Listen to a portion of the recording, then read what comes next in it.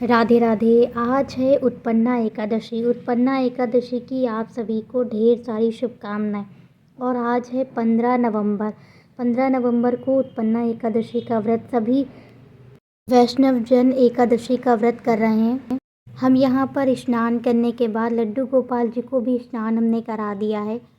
और आज पूजा करने में थोड़ी देर हो गई थी, इस वजह से थोड़ी देर से ही वीडियो अपलोड हो रही है। भगवान विष्णु का पूजन कर लेते हैं। भगवान विष्णु और माता लक्ष्मी लड्डू गोपाल जी का साथ में ही पूजन कर लेंगे। और सभी को ठंडी स्टार्ट हो गई है तो ऊनी वस्त्र पहना दिया है कुंजू बाबू को, सभी को। और आज मंदिर में ही पूजा हो रही है। आज अलग से चौकी नहीं लगाया है क्योंकि आज पूजा करने में बहुत देर हो गई थी, इस वजह से अलग से चौकी लगाकर पूजा नहीं कर रहे हैं। केवल और केवल मंदिर में ही लड्डू गोपाल जी और लक्ष्मी नारायण और एकादशी माता का पूजन कर लेंगे। तुलसा महारानी जी का पूजन हमने कर लिया था। और हमारे केशव बाबू स्नान कर कर पूजा करवा रहे हैं लड्डू गोपाल जी। अब उन्हें पुष्प चढ़ा देंगे और एकादशी की जैसे सरल तरीके से पूजा होती है वैसे ही सरल तरीके से एकादशी माता की पूजा करेंगे, फिर व्रत कथा पढ़ेंगे।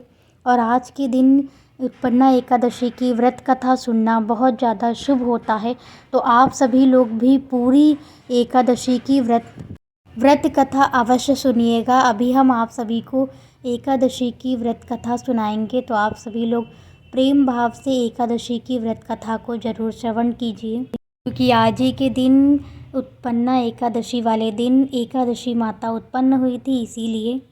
और हम एकादशी की पूजा इसी प्रकार से करते हैं।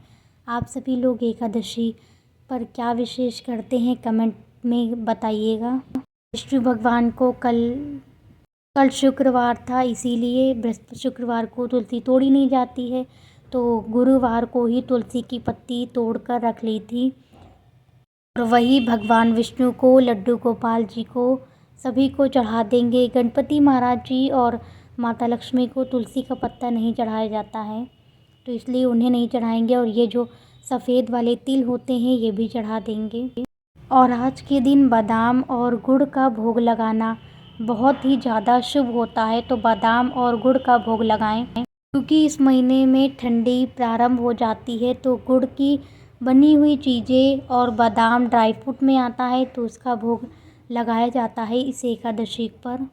उत्पन्ना एकादशी जो पारायण का समय है वो सब जगह का अलग अलग पारायण का समय बताया गया है। चलिए अब कथा सुन लेते हैं। नारायण नारायण हरि हरि लक्ष्मी नारायण नारायण हरि हरि हरि ओम नमो नारायण ओम नमो नारायण हरि ओम नमो नारायण हरि ओम नमो नारायण।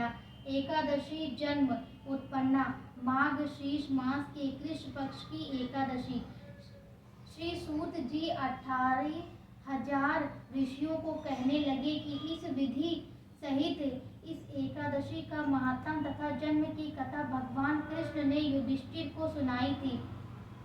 सतयुग में एक महाभयंकर राक्षस मुर नाम का प्रकट हुआ।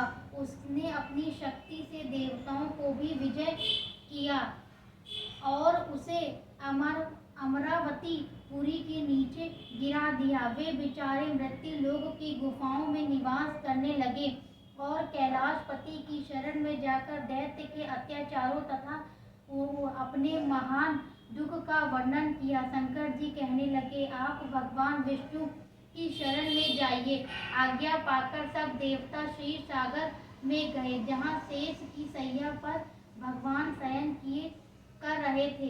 वेद मंत्रों द्वारा स्तुति करके भगवान को प्रसन्न किया। तब प्रार्थना करके इंद्र कहने लगा, एक जंग नाम का दैत्य ब्रह्मवंश के चंद्रावती नगरी में उत्पन्न हुआ है। उसके पुत्र का नाम मूर है और उस मूर दैत्य ने हमें स्वर्ग से निकाल दिया। आप ही सूर्य बनकर जल का आकर्षण करता है, आप ही मेघ बनकर जल बरसाते हैं। भूलोक के बड़े बड़े कर्मचारी देवता सब शरणागति बन चुके हैं। अतः आप उस बलशाली दैत्य को मारकर हमारा दुख हर लीजिए। भगवान बोले, हे देवताओं, मैं तुमको शत्रु का शीघ्र संहार करूंगा। आप निश्चित होकर चंद्रावती नगरी पर चढ़ाई करो।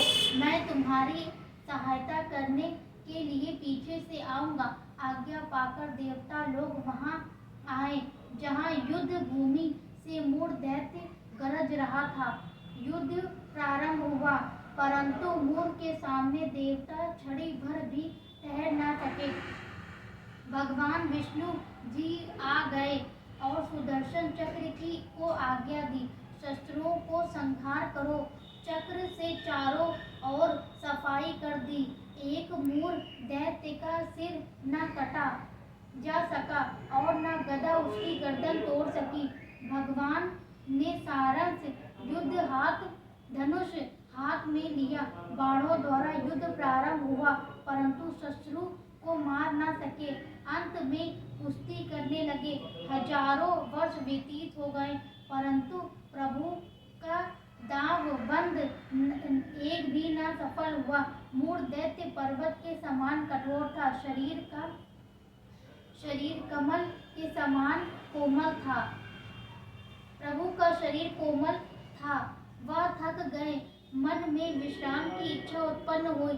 शत्रु को पीठ दिखाकर भाग चले। आपकी विश्राम भूमि बद्रीश्रम थी। वहां एक गुफा 12 योजन की थी। हेमवती उसका नाम था। उसमें घुसकर सो गए। मूढ़ दैत्य भी पीछे पीछे चला आया। सोते हुए शत्रु को मारने के लिए तैयार हो गया। उस समय एक सुंदर कन्या प्रभु के शरीर से उत्पन्न हुई, जिसके हाथ में दिव्यास्त्र थे।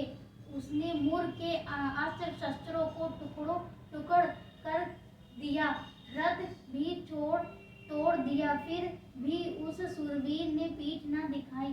कुश्ती करने को कन्या के समीप आया। कन्या ने धक्का मार कर गिरा दिया और कहा, मल युद्ध का फल है। अब जब उठा तो सिर काट कर कहा कि वह हठ योग का फल है।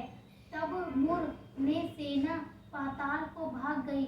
भगवान निद्रा से जागे तो कन्या बोली, यह दैत्य आपको मारने की इच्छा करके आया था। मैंने आपके शरीर से उत्पन्न होकर उसका वध कर दिया। भगवान बोले, तुमने सर्व देवताओं की रक्षा की है। मैं तुमसे प्रसन्न हूँ, वरदान देने को तैयार हूँ। जो कुछ मन में इच्छा हो सो मांग लो। कन्या बोली, जो मनुष्य मेरा व्रत करे उसके घर में दूध पुत्र धन का निवास रहे, अंत में आपके लोग को प्राप्त करे। भगवान बोले, तू एकादशी तिथि को उत्पन्न हुई है, इस कारण तेरा नाम एकादशी प्रसिद्ध होगा। जो श्रद्धा भक्ति से तेरा व्रत करेंगे उसको उस तिथियों के स्नान का फल मिलेगा, अर्थात मन शुद्ध हो जाएगा, अंत में परम धाम को प्राप्त होगा। घोर पापों से उद्धार करने वाला तेरा व्रत होगा। ऐसा कहकर भगवान अंतर्ध्यान होकर पतित पावनी विश्व तारिणी का जन्म माघशीर्ष कृष्ण पक्ष में हुआ। इस कारण इसका नाम उत्पन्ना प्रसिद्ध हुआ। फलाहार, इस दिन गुड़ और बादाम का सागा लेना चाहिए। कुट्टू के आटे की सामग्री दूध, फल, मेवा लग सकते। बोलो भगवान विष्णु की जय, माता लक्ष्मी की जय, एकादशी माता की, उत्पन्ना एकादशी की जय। 15 नवंबर को पूरे दिन की एकादशी रहेगी और 16 नवंबर को रात के 2:30 बजे एकादशी तिथि समाप्त होगी। इस कारण पारण का समय सब जगह का अलग अलग है। हरिवासर समय निकल जाने के बाद ही अपने व्रत का पारण करना चाहिए। तो जो हरिवासर निकलने का जो समय है वो 9:10 के आसपास का है। तो उसके बाद एकादशी व्रत का पारण कर सकते हैं। जैसे 9:15 के बाद का 10 मिनट बाद 9:15 से एकादशी व्रत का पारण कर सकते हैं सभी लोग। और अब भगवान विष्णु की आरती कर लेंगे। गणपति महाराज जी, लड्डू गोपाल जी की, सभी की आरती करेंगे। आपके यहाँ जो भी एकादशी का पारण का समय हो उस अनुसार पारण कर सकते हैं। तुलसी दल और जल से ही पारण किया जाता है, तो तुलसी दल और जल लेकर एकादशी व्रत का पारण करें। बाकी पारण का समय 1 बजे से 3 बजे के बीच में है। अगर 1 बजे से 3 बजे के बीच करना चाहते हैं तो उस समय भी कर सकते हैं, नहीं तो हरिवासर समय निकल जाने के बाद एकादशी के व्रत का पारण अवश्य कर ले। ये थी पारण की संपूर्ण जानकारी। अगर आपको आज की कथा और आज की पूजा पसंद आई हो तो वीडियो को एक लाइक कीजिए। चैनल पर नए हैं तो चैनल को सब्सक्राइब कीजिए और ऐसे ही वीडियो देखने के लिए हमारे चैनल पर बने रहिए। आपके जो भी कमेंट हैं पारण से जुड़े हुए तो वो कमेंट बॉक्स में कमेंट करके पूछ सकते हैं। वीडियो देखने के दिल से धन्यवाद। राधे राधे।